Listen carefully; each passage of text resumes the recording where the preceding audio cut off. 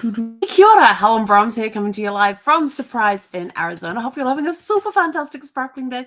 Welcome to Before the Dirt Nap podcast number 1609. The race is on. So last night we got to watch The Santa Claus. I love that movie. There are so many really good scenes in there. Let's see, what ones will I pick tonight? I always love the character Neil, his sweaters. I tell you, his sweaters are something else. And my favorite part is when Bernard reaches up to the back of Neil's neck to check on the tags to see if it was one of theirs. It wasn't. So that was pretty cool. But the funniest thing that happened last night is that we're sitting there watching Zeffie's on her little couch there, all set up. She's snoozing away because sometimes she'll watch the movies, but most of the time she snoozes unless it's a James Bond. Then she watches. And she's all snoozing there. And Tim Allen's character, Scott Calvin, is up on the roof and he goes down to talk to the deer Comet, to the reindeer Comet. And I can't remember what line he says to him, but Comet growls at him. Oh, is that right? They were trying to get him to put the suit on, and he wasn't putting the suit on, and so take the bag. No, it was when when he was doing a second delivery and he had to take the bag. He's going like, there's nothing left in the bag, and Comet growls at him. That growl, Zevie's like up, fully awake, eyes on the TV, ears forward. It was like that as soon as it's growl. And of course, Comet's growling away, and she's like paying attention to this.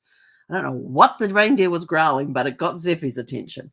So that was the funniest thing of the whole night. But it's a really good movie. I love it, and I love when he's trying to ignore the little girl watching his son play soccer, and he's trying to ignore the little girl that gets on the bench and sits down next to him, and then he just moves away. And so she keeps walking up to him till he's at the end of the seat, completely turned away, legs crossed, completely giving his back to her, and she comes up and just taps him on the shoulder, and he turns around and goes, "What?" And she just sits in his lap and starts telling her what she wants for Christmas. The next thing you know, there's all these kids lined up there wanting to know what they want what he wants for Christmas, what they want for Christmas. I just love that. It was such a feel-good movie. And I don't know. It's just a feel-good movie. I just like that movie very much. And I have to show you this. I have to show you this really cool thing. I got this. This was completely unexpected, but it's called a tea turtle. It's a reversible plushie, and my friend Mary Wu sent this to me. And this is a plush. Have you ever seen one of these? These are so soft and huggable, and you can play with them because if you want. And she says, like, in an office situation, I don't remember if she told me if it's on here. Oh, in an office situation, you put this one, you put it on the side of your desk where people walk past and they can see the little smiley face, which means you're happy to talk to them. But if you don't want to talk to anybody, like if you're busy, you don't want to be disturbed, you just go like this and turn it inside out. And he's got a little frown on his face, like, don't you dare disturb me. Isn't that the coolest thing? It's a nice, soft toy. I do have to keep it out of a certain puppy's reach, but I've got it sitting up here on my desk. Oops. I thought it was the coolest thing, and I said in my thank you video to her, I says, these here, even though they don't sparkle, they're sparkles, and then this side they've got stars that sparkle, but they actually have like glitter on them or anything like that, but they sparkle. But I thought this was the coolest thing. So Mary Wu, thank you again for my, what are they called? Reversible plushies. It's a tea turtle. Isn't that the coolest thing? And you can just sit there and I tell you, I was having a rough day today. It was busy on the chat today. But this little guy sat next to me and I had the white side out with a little smile on it. And that's what kept me going, was just looking over and seeing that little smile, and it made me smile. So yes, thank you. Even though I like the purple side, it frowns. But I like purple because it's my favorite, one of my favorite colors. But I can't put the purple side on because he frowns at me. Don't like that. I like looking across and seeing the smiley face, like, you're doing a good job. So, oh yeah, we're doing a good job. Yes. All right, let's get this party started. Where are they? There it goes. Oh, that's right. It's one for balloons. I keep forgetting this. And then, of course, we love our people. We love our viewers. Yes. So thank you for tuning in and viewing. So tonight we are watching Jingle All the Way, and this is one that I have on Blu-ray. So I'm very happy to have my Blu-ray. I still haven't found my TV remote. Still haven't found the TV remote. So I'm having to manually figure out how to remember how to do this. Actually, I wrote on here December 27th. So yeah, we're watching Jingle All the Way from 1996 with Arnold Schwarzenegger and Sinbad. And Rita Wilson's in it as well as oh, what's the one that passed away? Hang on, I got to go over to IMDb here real quick. Phil Hartman, that was the one. Phil Hartman's also in this as well. He unfortunately passed away 2 years in, I think it was March of 99. It was 2 years after the movie came out. So this one, sorry, 98. This movie came out in 1996, and he passed away in March of 98. He was only 48 years old. Go figure. But anyway, I love the chemistry between the four main characters. Arnold Schwarzenegger plays Howard, and he's just a family man. He's got his wife, who's played by Rita Wilson, and then he has his son. Oh, God, what's the son's name? Oh, jeepers. I'm totally forgetting all of this. I can't tell you how many times I have seen this movie. Jamie. And his son, Jamie. And he's trying to be the good dad. He's trying to be the provider, but he keeps missing his time with his son. He misses when he gets his next bout in karate, and he just misses out on everything else. And then when he gets home, his wife reminds him, did you get the doll? And he's like, the doll? And she says, yeah, the Turbo Man doll that he wanted, because Turbo Man was his favorite character. And so, of course, panic comes in because he hasn't got the doll. Yeah, I'm going to go pick it up at the office tomorrow and all of that. But he can't find one because it's the most popular toy and sold out. And then while he's out searching and trying to find this doll, he meets up with Myron. And Myron is played by Sinbad. And I have to tell you, I have actually met Sinbad in person. We actually did physical therapy together at the same clinic one time. And he was the most amazing, but he was just the most, he's a gentle giant. He's like 6'5". So he's about the same height as Brad.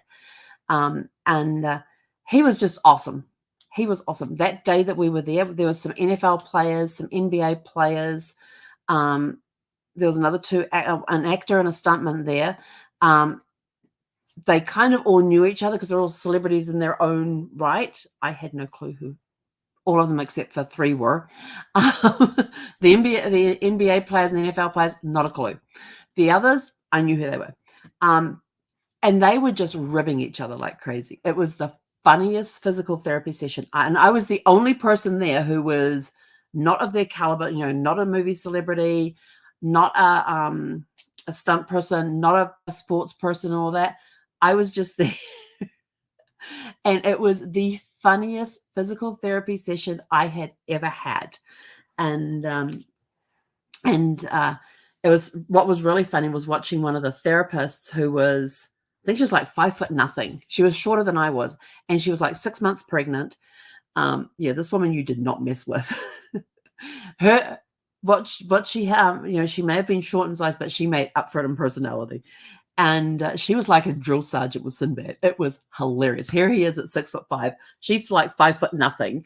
And she's got her hands on her hips. She's got her belly sticking out at 6 months pregnant. And she is putting him through his paces. And it was hilarious to watch. She was like a little drill sergeant with him. It was hilarious. But I have to say, his old personality was absolutely wonderful. It was wonderful to sit and talk with him. Just the sweetest person. Absolutely loved it. So, and that was after Jingle All the Way had come out. But I loved Myron's character in this one. And so Howard meets Myron, and then they're on the hunt for Turbo. They're both on the hunt for Turbo Man, and they're racing everything. Now, I read in the comments on IMDb, they have like an area where there's trivia, there's mistakes that are made, or goofs. They call them goofs on screen, where you see one thing and something else. Like when one of them they said is when Arnold Schwarzenegger, when Howard signs a paperwork that's put in front of him to sign. That's Howard the character gets paperwork in front of him to sign. He actually signs his name as Arnold Schwarzenegger. He doesn't sign it as Howard, whatever his last name is. It was hilarious. So I'm going to watch out for that one tonight. But they also said in there, and when you get comedians working in movies and stuff, there's bound to be ad-libbing along the way. And you see that time and time again in some of the classics. Like go to Carol Burnett show and you've got Tim Connolly. I mean, he would ad-lib. They would turn around and say, okay, we're doing that again, and Tim's going off script. And in one of her audiobooks that I have of Carol Burnett, she was talking about Tim Connolly and how he would often go off script. And the only warning they would get from the producers is, okay, we've done this take. We're going to do the take again. And by the way, Tim's going off script. Good luck. Is basically what they got told. So they had no clue what was going to be happening or what he was going to do or anything. And then there was, then they had Robin Williams on the Carol Burnett show as well. And they got told the same thing for him too, that he would like to redo the scene, but he would like to do it the way that he would like to do it rather than the way that was scripted. And it was sort of like, oh, this is going to be fun. So there's a lot of that you see through comedy shows when you go back and they're talking about them, about the ad-libbing that would take place. So according to IMDb, in the trivia section, it states that Sinbad basically improvised all of his lines. And Arnold Schwarzenegger, his character, would feed off, didn't ad-lib all of his, didn't improvise all of his lines, but some of them he improvised the comments, the return comments from what Sinbad had said. So I thought, okay, that's going to make it interesting. But it's a really cool movie about these two guys that are racing around town. And of course, Myron is a postal worker. He's got his big mailbag there, and the mailbag plays a significant role later on. And one of my favorite scenes when they get this cop, the cop just, yeah.